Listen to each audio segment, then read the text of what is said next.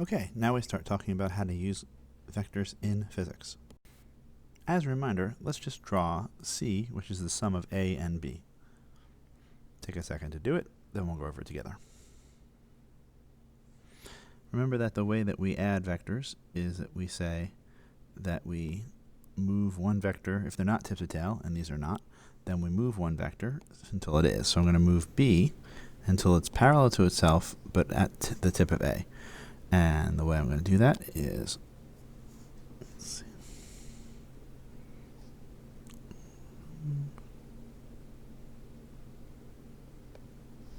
something like this, where I've gone the same over and up amount, over 5 up 2.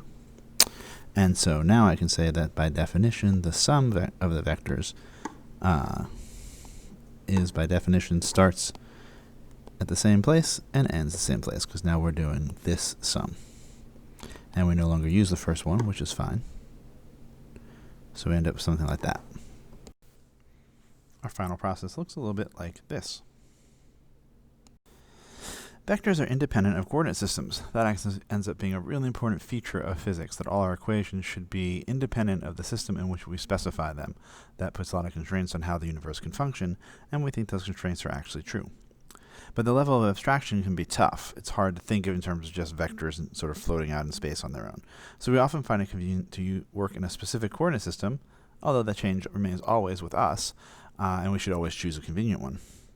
For this course, we work primarily in what's called the very fancy name, orthonormal Cartesian coordinate system. It's a system of coordinates on a Cartesian plane, as you learned in math class, and it's orthonormal, which is a fancy way of saying that all of the axes are, the directions are at right angles, and of unit length.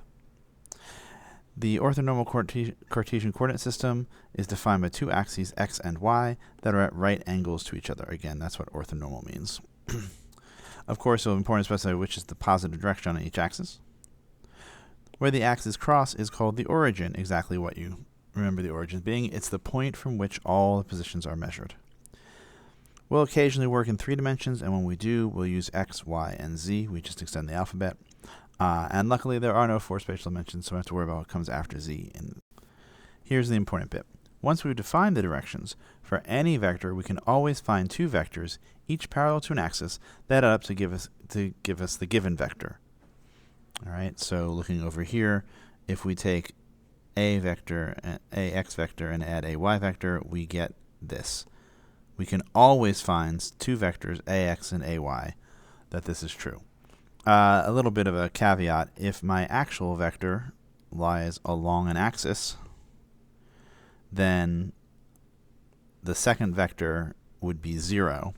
And it's a little weird to say if the 0 vector points anywhere, but we can imagine it pointing perpendicular because we can point any way we want.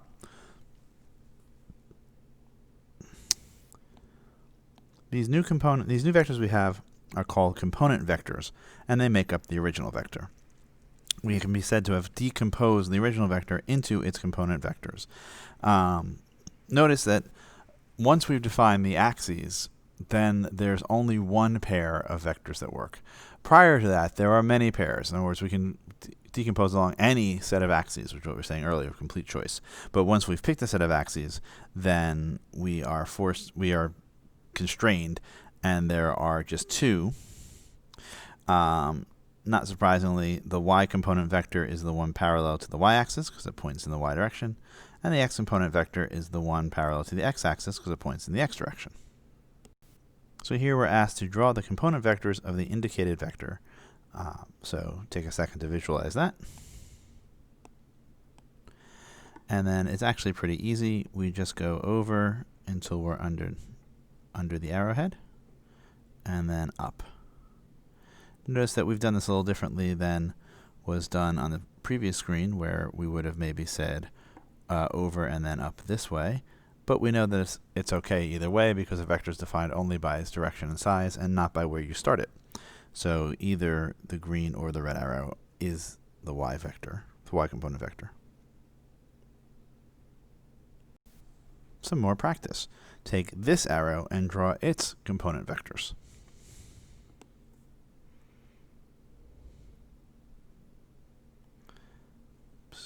I'm going to pick, whoops, say this one and this, because they add up. But you could equivalently have chosen this one and this. And notice, because those are really the same vectors, again, just shifted over. So you can do it any way you want, or you could even have said, as the textbook might have decided they wanted to do, since they like doing it this way, they might have said it was this vector and this vector. We get one x and one y, but we get to pick where we draw it. All right, subtle change in terminology. Now we're going to talk about the components of a vector. We define the x component of a vector as the scalar whose absolute value is the magnitude of the x component vector and whose sign is positive if the vector points in the plus x direction and negative if the component points in the minus x direction. That's a lot going on there. And then we do likewise for the y direction. There's a lot of verbiage in that, and you might think of it mostly as the x component is the magnitude of the x component vector, but we also have a sign, because remember that magnitudes are strictly positive. So here we're saying that if I have a thing which is a x component vector that's 5 long, then I would say its component is minus 5, which is exactly what we've been doing. So really we're just reinvesting what we had done in the original chapter, chapter 2 on kinematics. We're just now specifying that this component, it's a scalar, but it sort of remembers directions, right? Remembers the plus or minus part, even though it's not itself a vector. So what is the x component of this vector? And what we would end up doing is we'd end up drawing, at least in our mind's eye, the x component vector, which is this. We see that it is 1, 2, 3, 4. And since it points in the positive direction, it's plus 4. What is the y component of this vector? So we draw the y vector, the y component vector, which is this. And then we see that it's 1, 2, 3, 4. 4 again. But now it's pointing in the downward direction, so we end up with a negative. So y is minus 4. Let's call it ay, if this were vector A. All right, our next thing is going to be, what if the vectors don't lie on a grid? And what if we have to get the x and y's easily? What if we can't just count boxes because they don't fall between convenient corners of a grid system? That's going to involve trig.